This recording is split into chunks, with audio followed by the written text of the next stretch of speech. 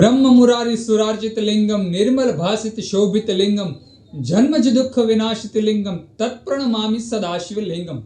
शिव भक्त आज આપણે વાત કરીએ શિવ મહાપુરાણની, આજે આપણે વાત કરીએ શિવલિંગ પૂજાની, આજે આપણે વાત કરીએ આહવાનની।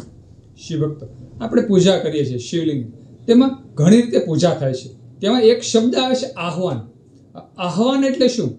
જેમ કહેવાય જૂના શિવ ભક્તો છે, જે વૃદ્ધ શિવ ભક્તો છે, જે મોટી ઉંમરના વડીલો છે, તેને ખબર હોય છે કે આહવાન કોને કહેવાય। શિવ ભક્તો આહવાન એટલે ભગવાન શિવજીને બોલાવવા।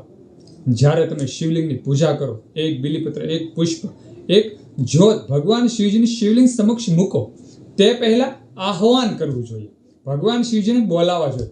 કઈ રીતે ભગવાન શિવજીને બોલાવવા?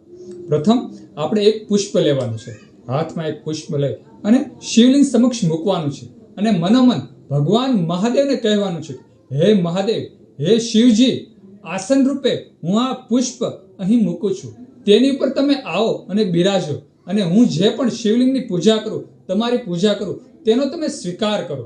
શિવ ભક્ત આને આહવાન કહેવાય છે। તો શિવ ભક્ત જ્યારે પણ તમે શિવલિંગની પૂજા કરો, ભગવાન શિવજીને આમંત્રણ આપો, બોલાવો, તે પહેલા ગણપતિ દાદાનું નામ લઈ લે અને ત્યાર પછી આ કાર્ય કરવું।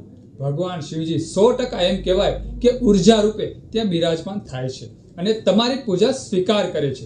એટલે જ્યારે પણ તમે શિવલિંગની પૂજા કરો ને, ત્યારે ભગવાન શિવજીનું આહવાન કરો, ભગવાન શિવજીને બોલાવા।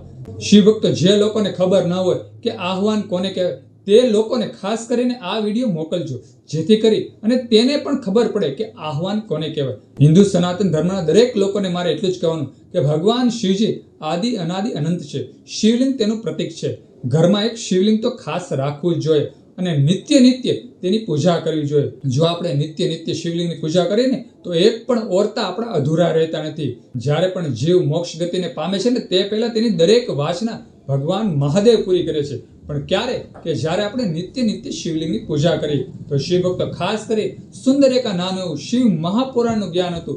જો તમને ગમ્યું હોય તો વિડીયોમાં લાઈક આપજો, કોમેન્ટમાં હર હર મહાદેવ, ઓમ નમઃ શિવાય લખજો અને આ વિડીયો બીજા સર્વ લોકોને, સર્વ હિન્દુ લોકોને, સર્વ હિન્દુ સનાતન ધર્મના લોકોને શેર કરી દેજો।